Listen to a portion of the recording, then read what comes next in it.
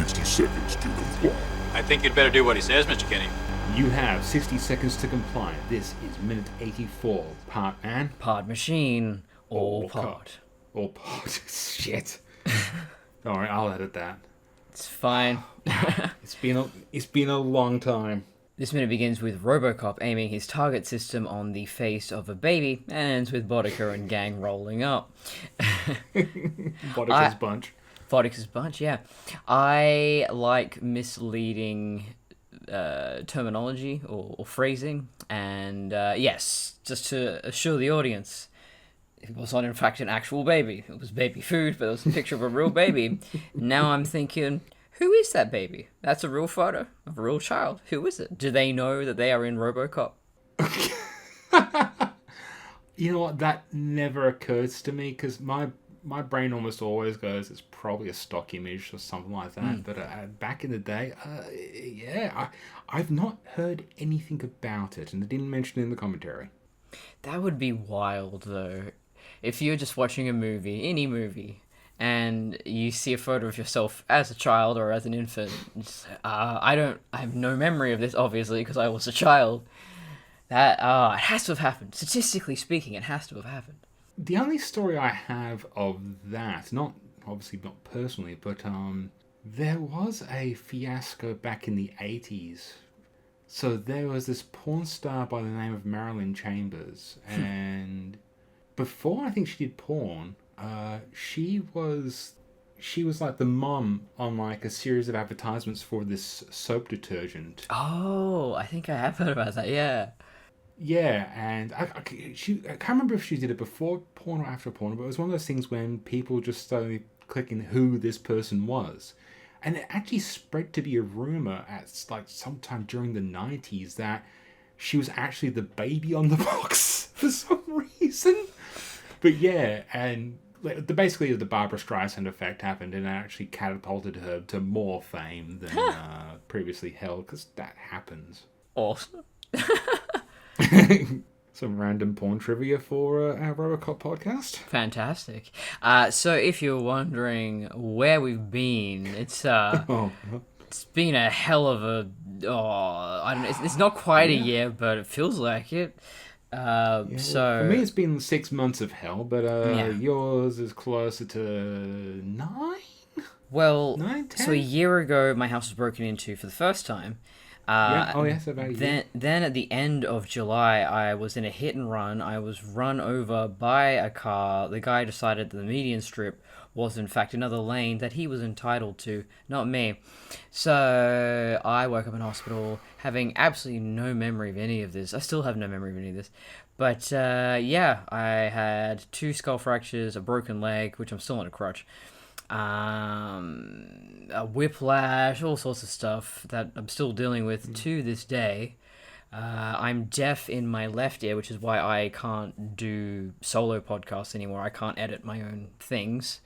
I can edit videos, because I can at least visually, I can match up the audio, the waveform with the audio that comes from my phone when I'm recording. That's the only way I can figure out what the volume is actually supposed to be. So, yeah, it's it kind of killed my podcasting career, but if I have a partner, it makes it a little easier. So, 60 Seconds to Comply, and also, hopefully soon, Metal Girl Solid, where I'm reviewing Metal Gear as the titular girl who does not know anything about Metal Gear. As someone who's never played a single game, that's going to be interesting for me to try and listen to. Yeah, we're really curious to know if people who are not familiar with the games can even follow it, because the story is so complex. It's Hideo Kojima, and all I know is the guy is kind of batshit insane. Yes, but in a wonderful, delightful way. Yeah. My story is... Yes, how have you been? Well, I already said it, and I'm currently in 6 months of hell myself.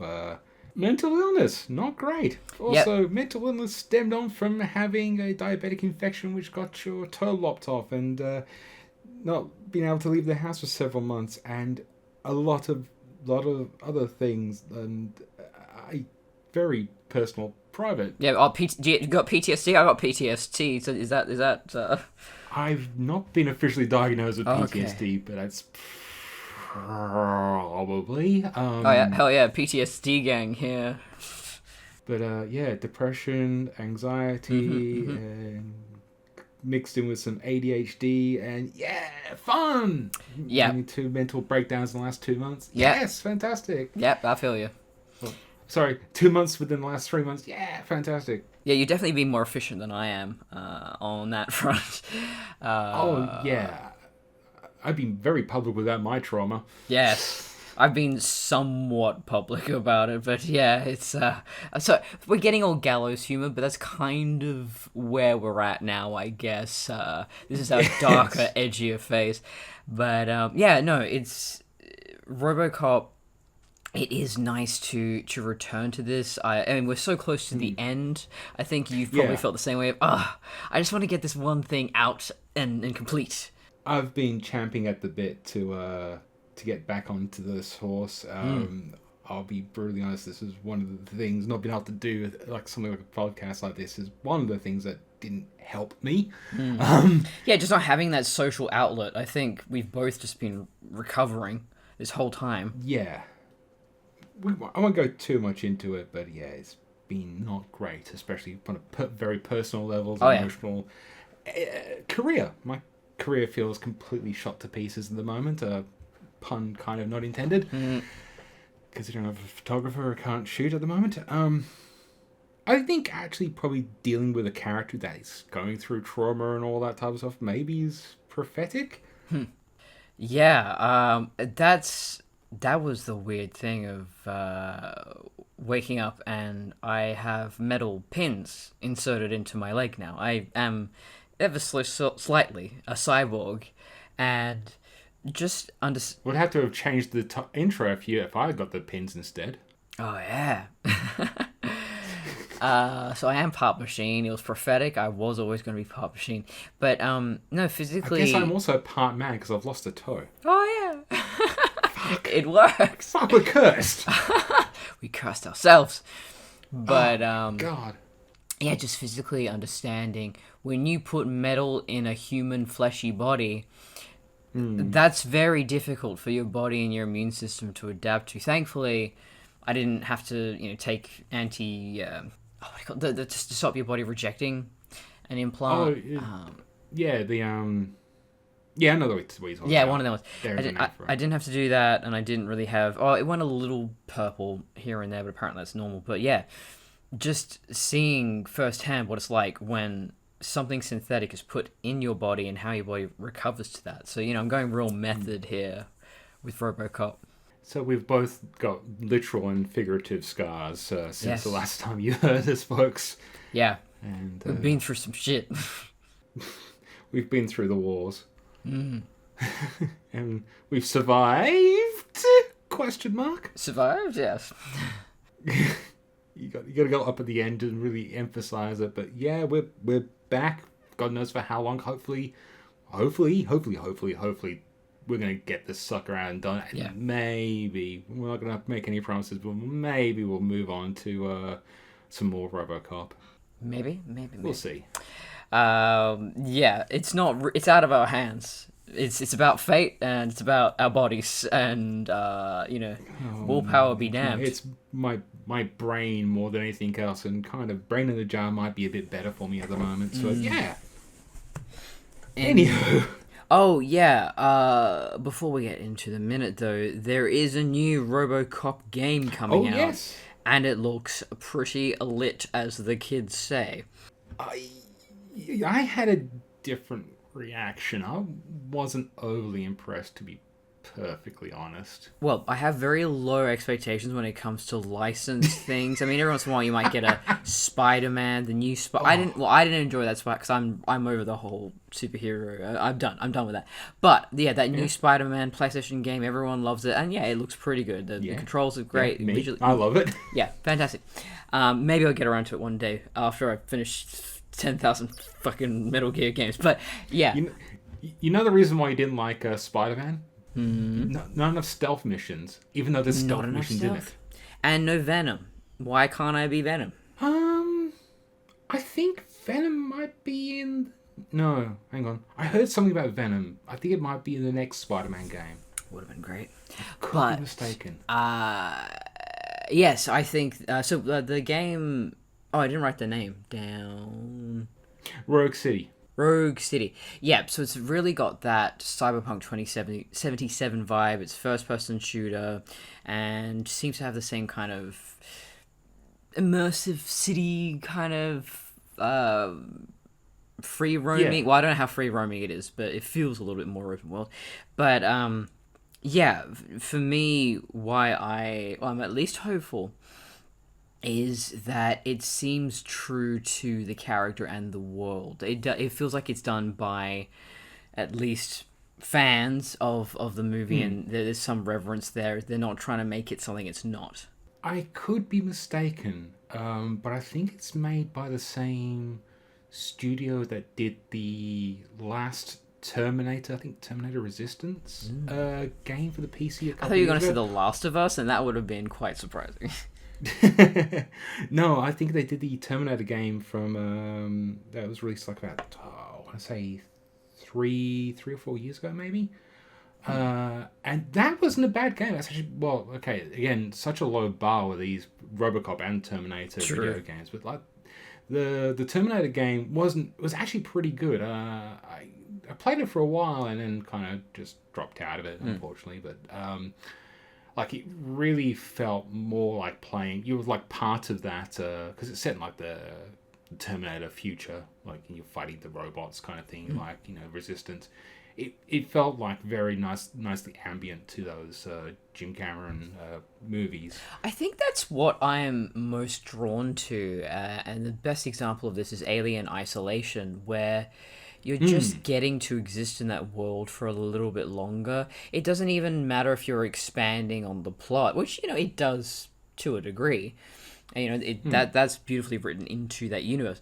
But the thing I take away from that experience is just they've matched the cinematography, they've matched the aesthetics and the interior, the sets, all of that perfectly. Well, that's the thing I have an issue with the RoboCop game, because I think it just looks a bit too dark. Like, there's just that modern day video game aesthetic, where it's just like, Well, that's what I was gonna bring up, because we have games like Cyberpunk 2077, and you've got a lot of games trying to crib on that style. The Cyberpunk look has become so ubiquitous. When RoboCop was made, you basically had Blade Runner. Ghost of the Shell wasn't even out yet. So yeah, you basically had those two things, and that was really. You had a few other examples, but those are the two major ones. Yeah, I would argue that RoboCop is more just an 80s movie, just quasi set in the future. They really don't even explicitly say that throughout the movie, even though it's implied. Yeah, well, then you go down the rabbit hole of what is and isn't a cyberpunk, and where do you draw the line? I mean, most people tend to, seem to lean towards, it has to be about corporate or government corruption, it's high-tech, low-life, that kind of thing, and yeah, RoboCop definitely ticks the boxes.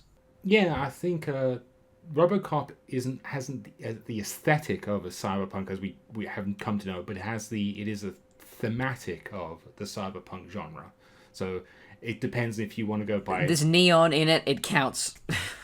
Yeah, no, I'm with you on that. So I think it's very much a cyberpunk because I think themes are more important than aesthetics. Like True. you can have an aesthetic cyberpunk thing.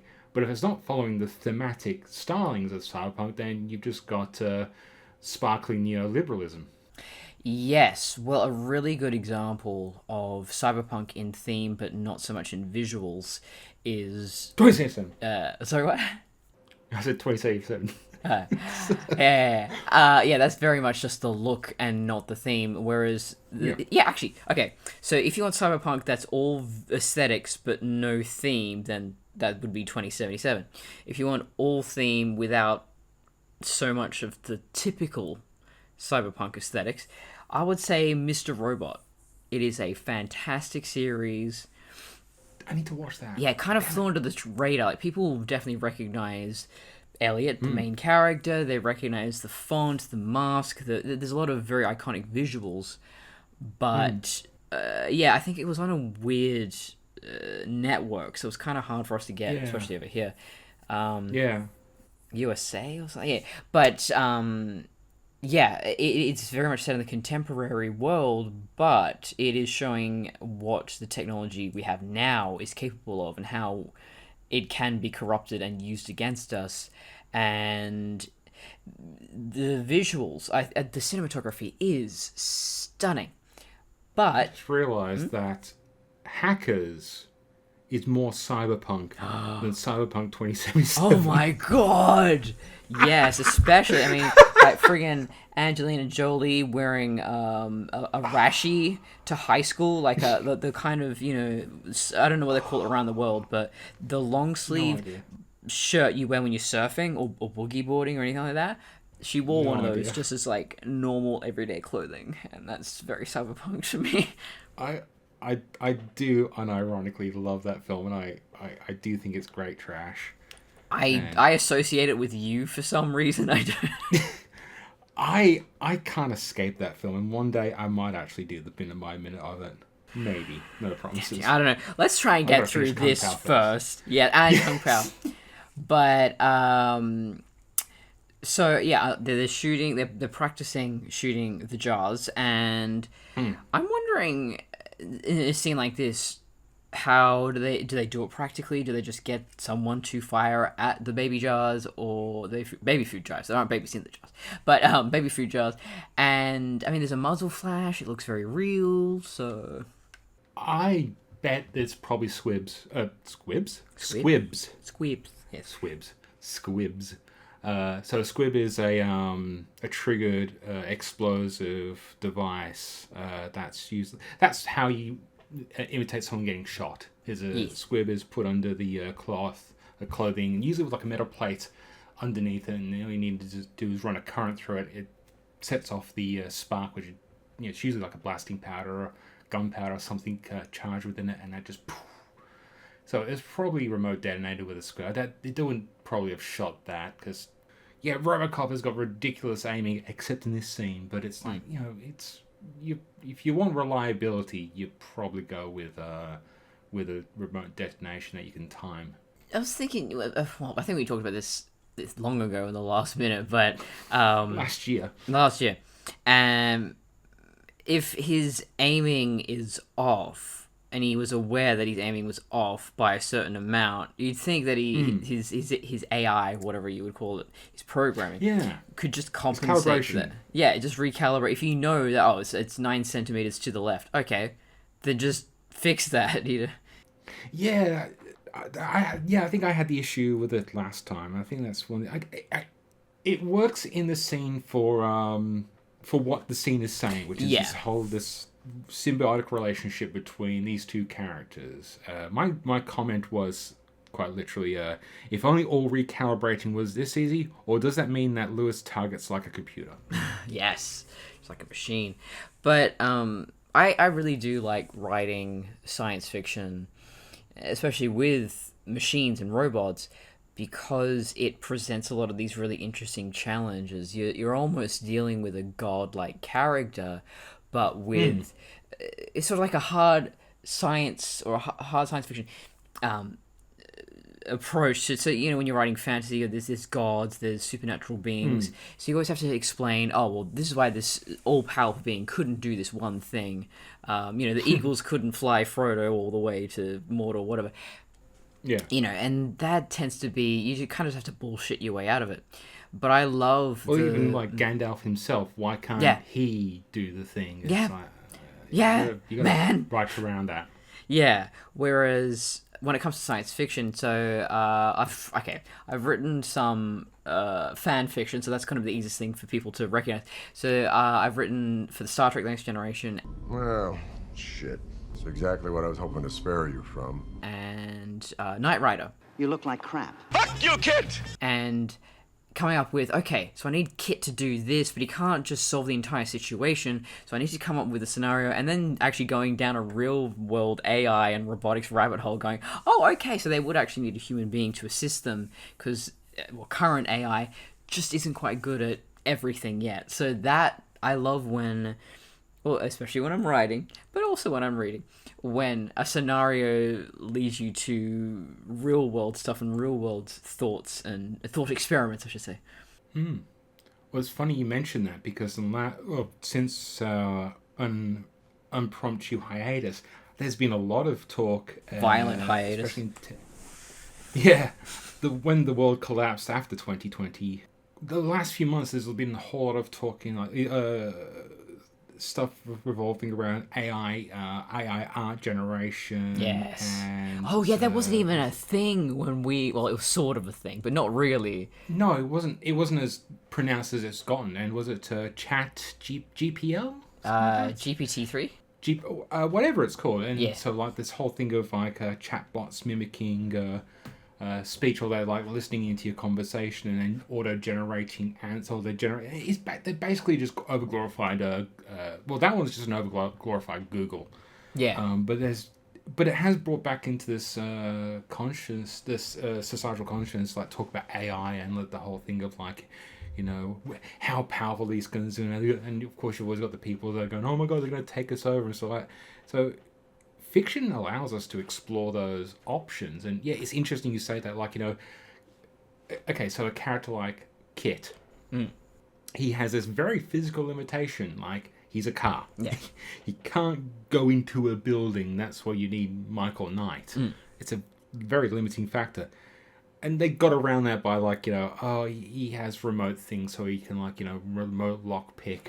Telekinesis, essentially. In rooms. Yeah, it's literally a Deus Ex Machina. Yeah. Whereas you got a character like Data and Law, who are very much they're androids. They have human capabilities, but they're not exactly as powerful as, say, the Enterprise. Because they don't. Yeah, so that's what I ended up exploring a little bit, is because they are in human bodies, obviously they have a limitation to just the sheer processing power within their bodies. But their conception of reality is limited to an anthropocentric one. They can only interact with reality in that form. They don't know any other way. Exactly. Yeah. And that's the exact same limitation that we have. We only perceive reality on our scale. We need tools to perceive the rest of the universe on a micro to a macro level. Yeah.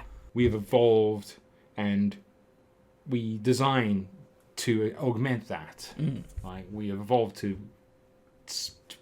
because of the environment.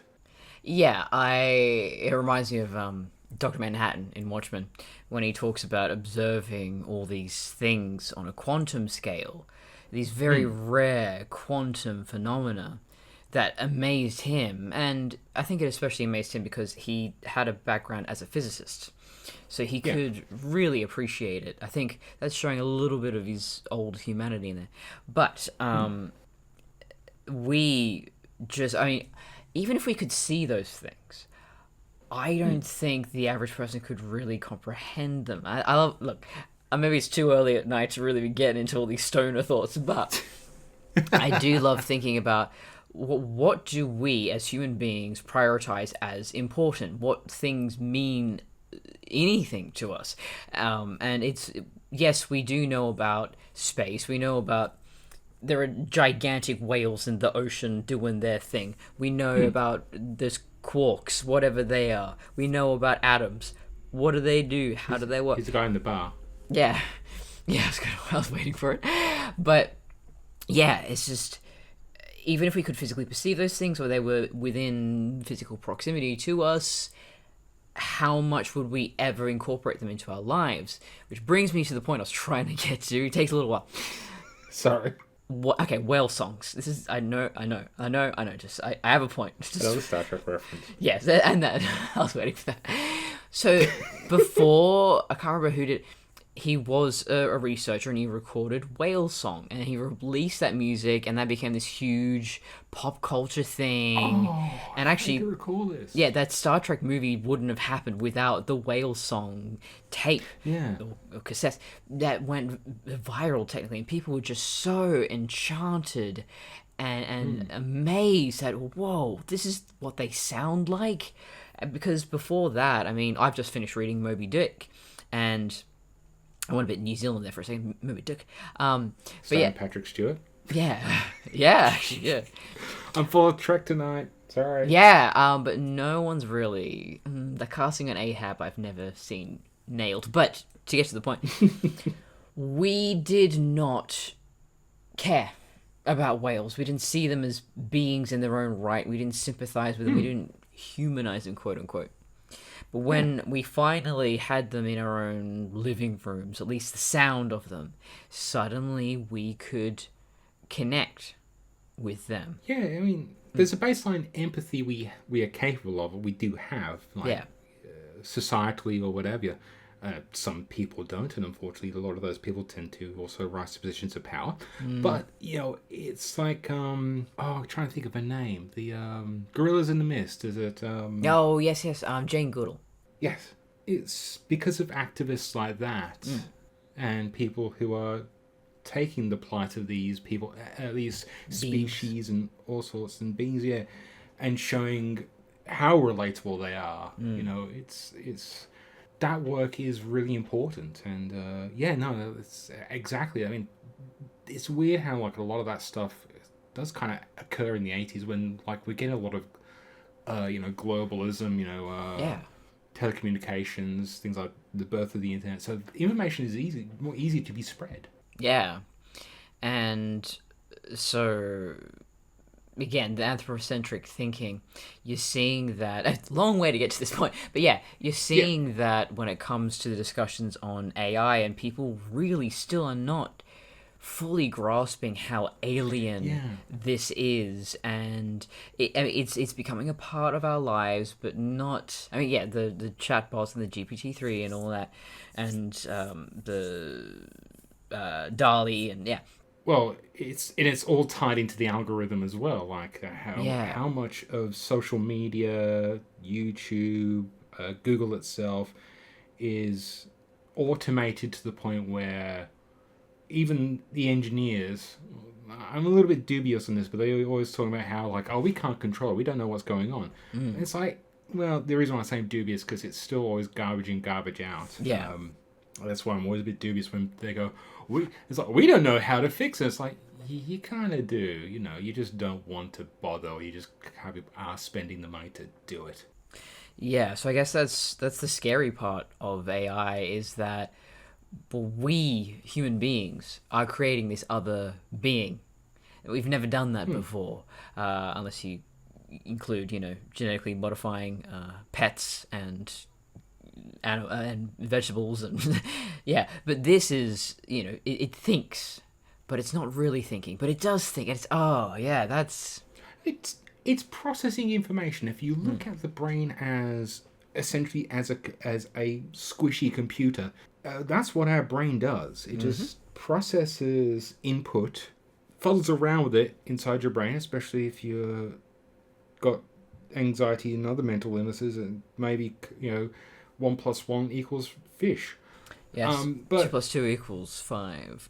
So it's one of those things where our brains are essentially just a big processing machine. Then it's but it also has got its own RAM and ROM and all the other bullshit. So if you look at it like a computer as a brain, I mean, it's all about the programming, and humans don't have instinctual knowledge. Well, that's just, some people believe that's true, like the reptilians. I mean, that's instinct. We are evolved with instincts to a degree. It's called tabula rasa in I think it's, where does that term come from? I think it's Hindi, but the concept of you're born with complete unknowing, you're just a blank slate. Well, I've watched documentaries where if a baby starts crawling over a glass see-through floor, they'll immediately stop. They go, oh no, that's not a that's not a surface that I can walk on. So there's instinct, but I guess there's instinct, but there's no knowledge.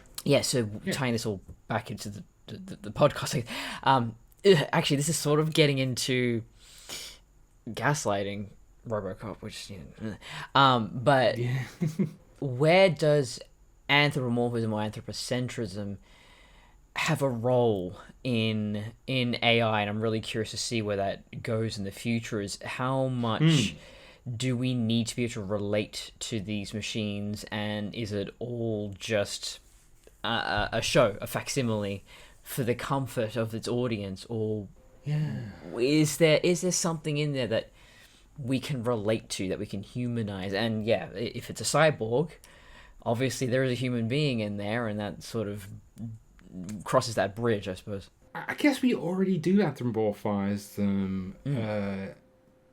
Robots, in pop culture, we've already mentioned specifically Data and Law. In Kit, we give Kit a human male voice, a very soft-spoken male voice, as opposed to, my name is Bender, please insert girder. Yeah. We attribute, again, Bender is very much a very human personality, but his body is still very a humanoid. So we do we kind of have to anthropomorphize AI. RoboCop is very literally, especially compared to RoboCop 2, Kane is a very anthropomorphic thing, because also we have to give the audience that relatability. So it's going to happen to a degree. Whereas, the robots we don't need to anthropomorphize because we don't need them to have relatable traits, like manufacturing AI, for lack of a better term, but like a slave class, if you really want to get deep into it. There's probably no need to give them anthropomorphic details, because on our level, we probably don't want that. Yeah, we do it with vehicles. We certainly... Whether intentionally or not, I don't know. I've still got this essay I need to finish and do something with, but about sentient cars and how we anthropomorphize them. So, are we finding a face where there is no face, or are we designing a face because we just feel it needs to have one? No, cars are very interesting, because there's been deliberate features in cars that have for faces, like headlight placement, tail light placement, are deliberately done to mimic facial features, eyes and stuff like that. So again, it's how conscious and subconscious and all that other stuff. We can that's debatable, but still we design around those kinds of things. We still use pronouns for objects like vehicles. Like there's languages like, say, French, which has male and female pronouns for objects. That's one of the things I could never get my head around. French is I could never remember what was a he and what was a she. We call boats she, things like that. We anthropomorphize the crap out of everything. Do you think that maybe Kane lost his mind because he was denied just the normal human body plan or anything recognizable as a normal face? No, I think he's just in that mood. We can talk about that at some point. When we get to it. Because it's 5 years from now. Yes, it's led me to think, if they could have, with Murphy, just totally stripped him of everything that made him human, just put him in just a purely robotic body. But I think that would be way too much trauma. Even if you're reprogramming the mind, there's just... I mean, it's purely theoretical, but I feel like there's a limit. I think for what time period and everything that this movie was made, and actually, if we want to go into the corporate mindset, the reason they gave RoboCop a face was mostly due to... marketability? Yeah, it was mostly due to the public, more than necessarily about the person inside the robot machine. They went for a classically handsome, generic white man. So, yeah, there you go. This is why I think the remake really falls flat in its ass in a lot of these ways, is because it really just has none of that.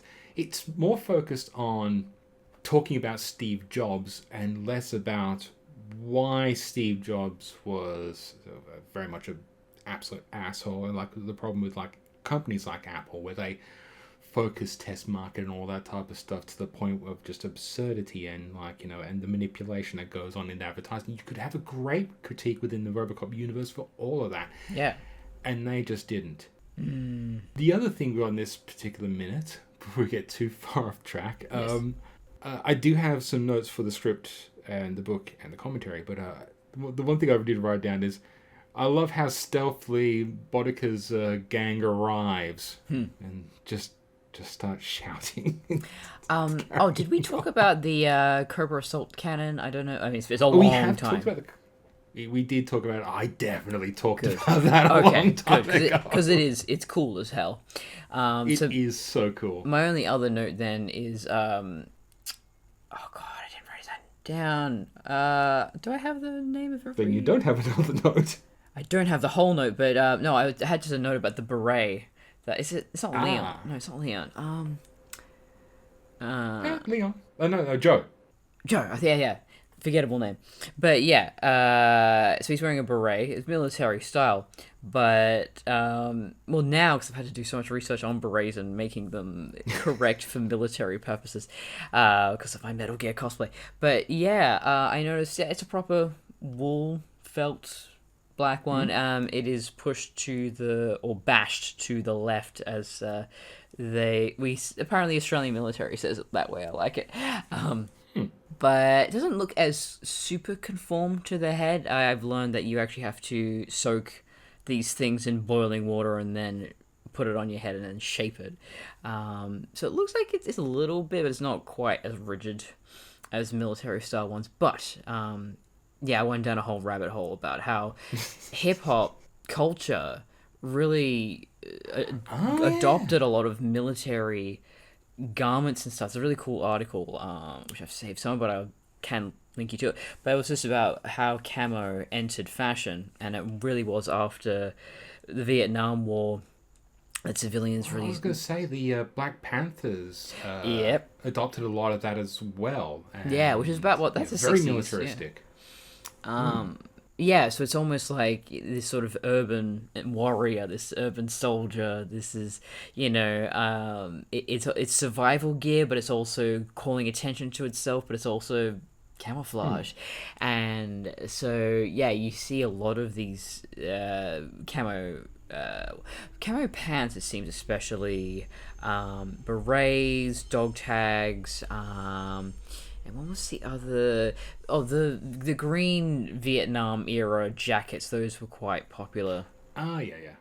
Well, there was a little bit of irony in a lot of that hip hop era as well. That's where like the whole gold chain thing came from. Was that they weren't gold chains; they were just chains they bought and spray painted gold because it was a sign of wealth, and they were poor as shit. Yeah, and so a lot of it was very irony based as well. So it was, because they were talking about the struggles of, poverty and crime and stuff like that. And so it was a deliberate aesthetic to call attention to all that. Yes, and I mean, fashion history like that is just fascinating to me. And yeah, I think we're just seeing. He's not a background character. He's a minor character, but. The costume designer, whether they're consciously thinking it or not, because this is the 80s, this is when it was really just a part of street culture of the moment. Yeah. But yeah, they've really encapsulated a moment in time and a look and a culture that was very much a part of the 80s. I think actually the one thing I do like about this particular group is that they all have a particular aesthetic. Yes. Each single character has an aesthetic. Leon stands out to Joe, that stands out to Emil, and it stands out to Boddicker himself. So yeah, it is very all deliberate. I mean, it's all dark tones. It's all it's not all black, but yeah, darker tones. I just realised this is like the evil A-Team. Yes, it they is. even have a van. Yes. Oh, that's the title of this episode. I can't remember if we even have titles of the episode, but yes. Yes, it's the ding. Evil A-Team. But that is something as well, having studied costume design, but that was something that I was really fascinated by, is how do you clothe a team, a group, just a big bunch of people who got to be on screen at the same time, and you got to make it so that the eye just moves along quite naturally. Not to tangent too much, but I think the best example is The Hobbit. The Hobbit movies are largely forgettable, but they did a really bang-up job with... They had however many goddamn dwarves, but they all looked unique. Yeah.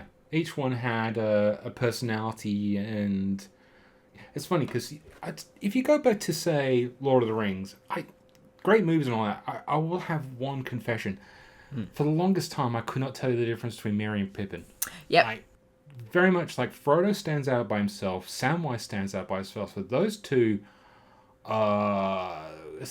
aesthetically, like facially, visually, they just kind of blur together.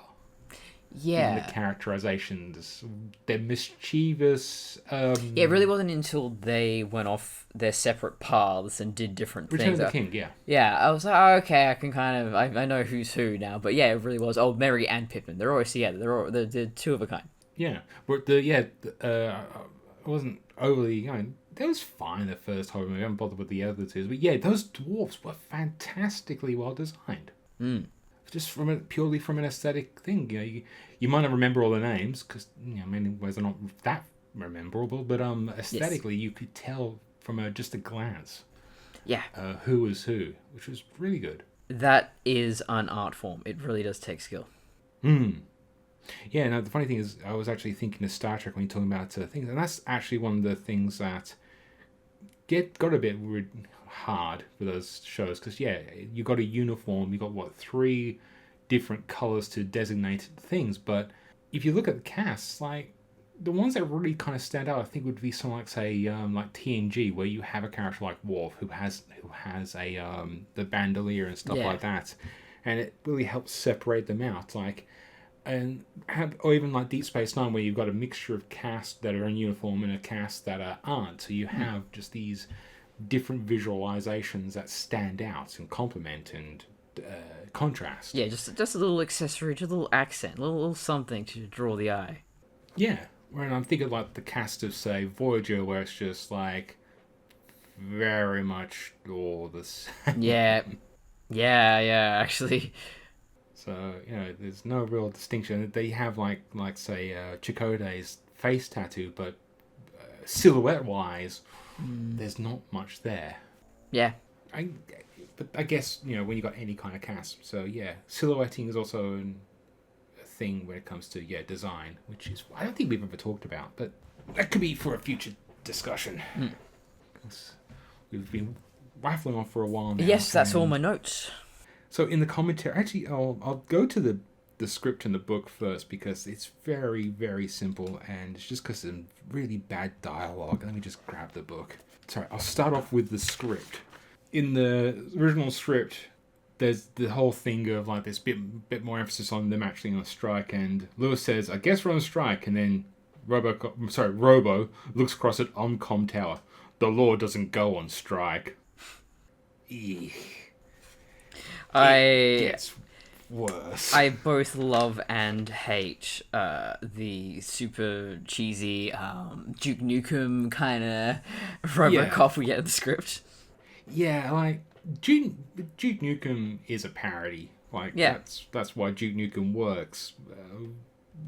Duke Nukem Forever aside, but yeah, the version we've got is the version that would have lasted forever. Like, if we'd got the version of this script and the books, it just been a bad, cheesy 80s film. No, in the book, while he's targeting, Lewis asks, "What's wrong?" Murphy's response is this: "My targeting vectors, they're out of alignment. I might as well be cross-eyed." Oh, no. I might as well be cross-eyed. I do hear it in that voice, like this really, what do you call it? Like a radio drama, over the top, dramatic kind of. It's no human being speaks like this. No, it's just no, not this version of Robocop. No, I think I mentioned this a few episodes ago, but at the end of this minute in the script I believe it's also in the book as well. What actually happens is Murphy and Lewis take the turbo cruiser out and go hunting for Boddicker. And so there's the whole car chase, and what actually happens is they lead them back to the steel mill. I'm so glad they got rid of all of that. But going quickly to the commentary, there's not really that much there. Paul and Ed are contemplating the symbology of the framing and conclude that Murphy and Lewis are dead. I can't remember the context anymore. It was a long time when I made these Okay. notes. But I think they're talking about, like, you know, how the baby represents humanity, and I think I talked about this before, and, like... 2001: A Space Odyssey? Probably. But, like, you know, life and birth and that, because they're off-screen shooting the kid. Like, they are conceptually dead or something like that. The other thing that's really interesting is that they talk about the comic book style of this movie. They're talking about how it helps with the emotion of it. Like, sorry, I'm just trying to write my really messy notes, and I'm getting a bit befuddled. That's okay. So Ed's point is, as he's countering Paul's point, which is that like comic book style allows them to put in the emotions, whereas Ed's point is that can actually help play the emotion stronger. To quote, it's almost like if we don't talk about emotion in these kind of movies, you should have emotion. If you start talking emotion, you're screwing it up. Which I think is actually good, because, yeah, like you say, melodrama. If this was a melodrama, it would not work. I've heard people like mention like things like, you know, why I want a RoboCop that, you know, is more open and stuff. I was like, no. It works because he's robotic. Like, if we get it, we got an emotional RoboCop. It's called RoboFlag, and it sucks. Yeah. Actually, I found myself writing a story about a cyborg and going through that because, you know, we discuss it so often. I guess my subconscious started writing this damn thing. But yes, yeah. What if someone is forcibly augmented? Like the story is called Augmented right now. I'm very creative. But yes, psychologically and emotionally, what happens if someone is forcibly augmented like that, and what does that do to a person? And the more I write and go, yeah, you can't do this with RoboCop because it just totally changes the tone. And okay, if they wanted to do, and we've talked about this a lot, if you wanted to do that with RoboFlag, you either go all in or not at all. You really can't just have a little bit of that because I guess what I'm trying to say is you have your focal point. And that is either going to be a focal point or it can't be in there at all. Yeah, it's one of those things you got to choose that line and don't cross it. Or if you're going to cross it, it has to be for a reason. That's something we'll definitely bring up in RoboCop 2. I compare it to when it comes to tonal issues and when it comes to things like this. I always think of what's her name's mother in The Room, where she has cancer, but then she doesn't have cancer, but then she does have cancer. Lisa's mother. No, well, she only says she's got cancer in that one part, and then it's completely ignored. But that's just The Room. That's just pretty much most of the plot points in The Room itself. But that's what I think of when I think of situations like this, where I go, okay, if you do want an emotional RoboCop, or if you do want a story about a woman dealing with cancer, that is the focal point of that story. You can't just put that in the background. Yeah, I remember the first time watching The Room, and I was just waiting for, I was waiting for the Chekhov's gun. Like, I was expecting like a tuberculosis kind of, no, and then just die coughing up blood. Or, it comes up again later when, like, in a big dramatic moment or something like that. And, like, there's just a lot of that movie where things get brought up and then just dropped off and completely ignored. Yep. It's just kind of one of the beauties of The Room. It's one of the things that makes it so fascinating because it's so inept as a storytelling device. Yep. And actually, the funny thing is, you bring that up, and that's the audience have actually put more time and thought into that than Tommy Wiseau ever did. Yes. So that's that. And I think we've put this off long enough. Do we have to do gaslighting RoboCop? It's just fucking Jesus Christ. Alex, how do you feel? I feel fine, Dr. Norton. Minute 99 begins with Murphy saying, "I'd put those guns down if I were you," and ends with car-on-car violence. Yep. And then I should also say, minute 100 begins with Lewis taking his time to join the party, and ends with the same. Yep. My note for 99 is searching for clear shot. Me too. And this is actually probably the only relevant thing I'll bring up for this dumb, terrible CGI fight. The Attack of the Clones Yoda fight. God, the physics of everything in this goddamn fight scene is so bad. This might have had tension if they'd actually paid off the real hand. So at the end of this fight with the ED-209s, Robocop gets pinned underneath and he gets his left hand or left arm crushed by the ED-209 and he has to shoot it off with the other hand because he's, the other two ED-209s are coming after him. And as an actual thing that has stakes, it should have been the real hand. Having him have to sacrifice one of his pieces of humanity and the potential blood loss and all that other stuff from that could have actually... It would have paid off the real hand, but no. It's just... he just shoots off a limb and keeps walking. He shoots off his bulletproof armored limb.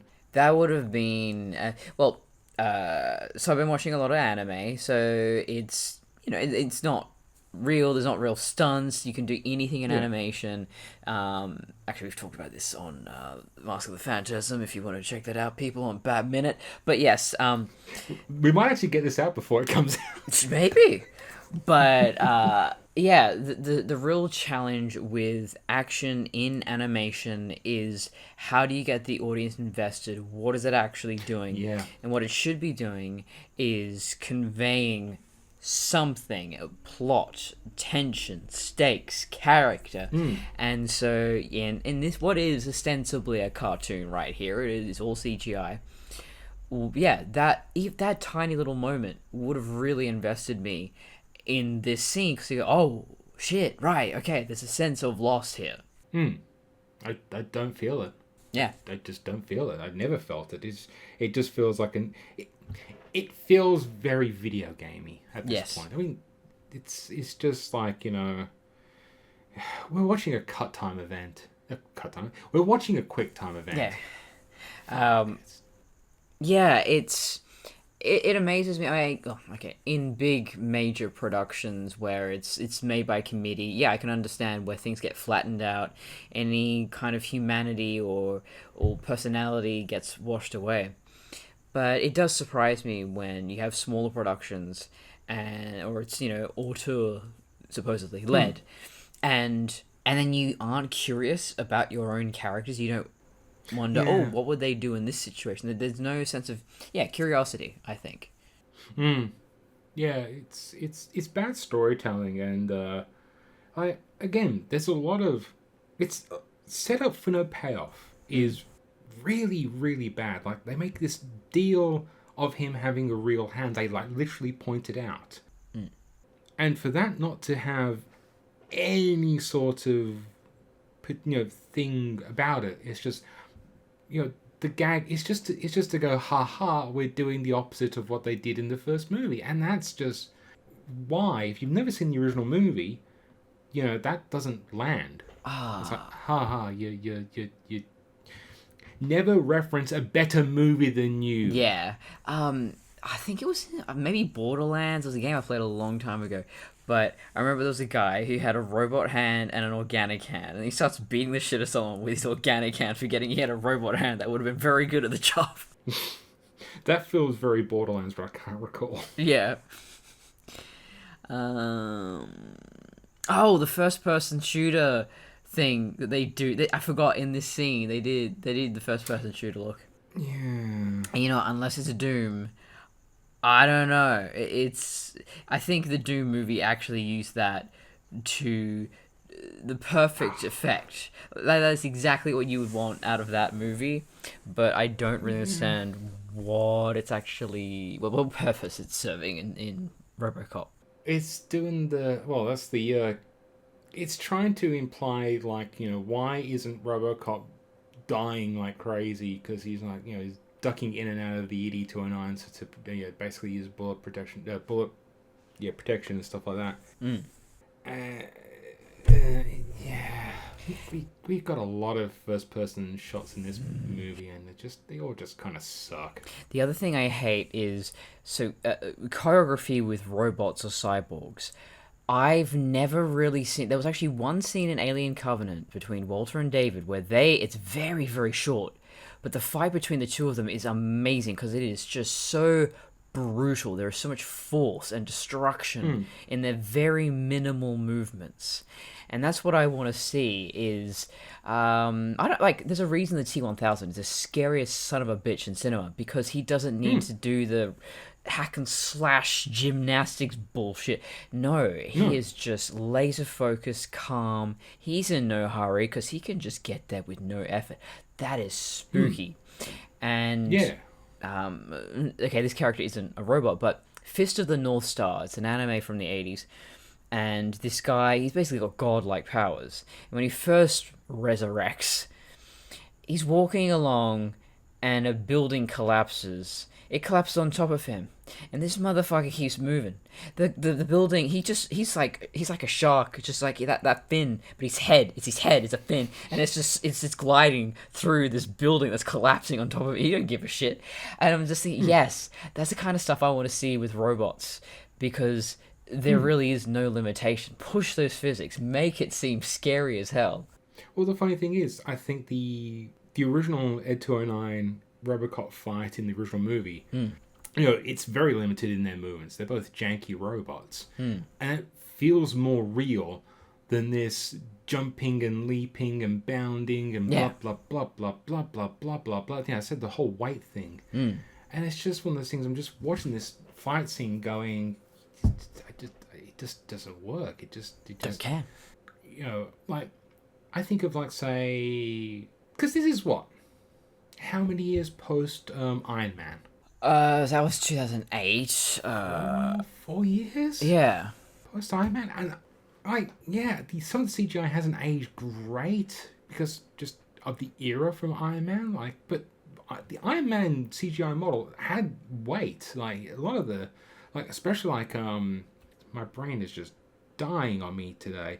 The Ironmonger armor, this big gigantic thing, and they're just like, the robot battle is a bit over the top, but you do get a sense that this is a big, giant, heavy machine, and like there's a lot of weight behind it. And with this one, it just feels like there's no weight behind any of these characters. Yeah, physics are important. Yeah, like.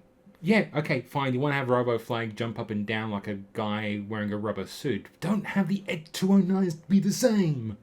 Yeah, no, it doesn't work. It's never worked. It's just terrible.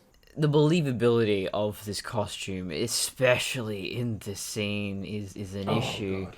And Alita Battle Angel, I think, is the best comparison. That's some really good cyborg choreography action scenes, and I think maybe it's because their body designs are even more exaggerated, so it almost, I guess it is kind of anime. It kind of allows you to push it to that fantastic realm, whereas tonally this RoboCop has been mostly just people crying in beige rooms, so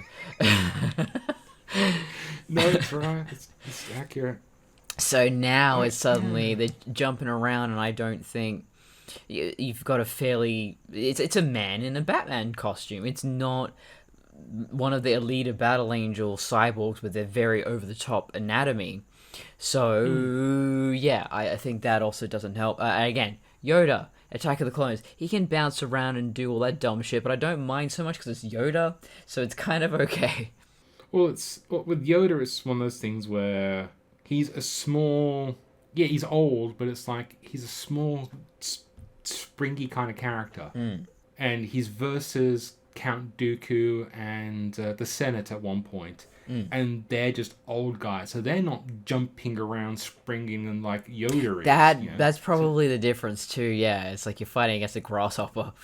Yeah, it's one of those things where we've not seen Yoda fight, and, yeah, he's old, but at the same time, he's got the Force. There's a difference between... Okay, this is why Star Wars is not sci-fi in many ways. It's space opera. It's magic. the Force is literally set up so they can do shit like that. But like in sci-fi, like we've not seen RoboCop in this movie do all the gymnastics and the things like that. Like, yeah, he apparently can run fast or something like that, but he's not. We've not seen him. Yeah, like the do whole. The If you will, okay, Metal Gear Revengeance. You got Raiden running around doing his ninja hack and slash bullshit. That is how that entire game is. Yeah, so I guess consistency. If you started off with well, RoboCop's basically Raiden now. He's got a friggin' ninja sword and some shit. Yeah, I guess I could have accepted it more. Wouldn't have been happy about it, but I would have accepted it. Yeah, it would have been terrible, but then again, it's kind of already is. So yeah. What are the kids like these days? They like the anime. Okay, we'll give them Raiden. Oh god, because we've talked about this rubber suit. Well, it's not a rubber suit. It's supposed to be rubber, but because they decided to go with this dumb black matte coating, it just looks like rubber, and they're going, "Oh my god, it is just fucking Batman." It is, yeah. It's just without the cape. No, it just does not work. Just does not work. I guess we talked about that costume a lot, but yeah, there's just so many things they could have done. This has CGI. You could have just made him impossibly, I don't know, transparent in some places, or the waist is narrow, or the limbs are too long, or something, you know? Yeah. The reason why the original costume worked in many ways, because it was bulky, because it's, which blows out the proportions, so, like, it's like... They wanted a tall, lanky guy mostly for the costume, but when they bulked him out with the costume, it worked. Yeah. Like, the proportions are fine, and but also the fact that it's exaggerated, like the shoulders and stuff. They've got this, again, silhouetting and stuff like that. It works. Yeah. So where can the lovely viewers find you? You can find me at Courtney Colson on YouTube, Travian Designs, that's traviandesigns.com, Travian. That's where you see all my art and various other projects. And Metal Girl Solo, that's coming out, that'll be somewhere, we just don't know yet. TBD. And you can find me on Painting with Night on Facebook, Instagram, or paintingwithnight.com. That's where my photography work is. Maybe one day I'll get back to Kung Pao into the minute. I've got a lot of free time on my hands. And maybe. I don't know. And until next time. My RoboCop brings all the dicks to the yard, and I'm like, it's better than yours. Damn right, it's better than yours. I could teach you, but I have to charge. I just don't know how you're going to charge a RoboCop. put it in the socket. Yeah. That'd be shocking. Like a vibrator, basically. I mean, it's,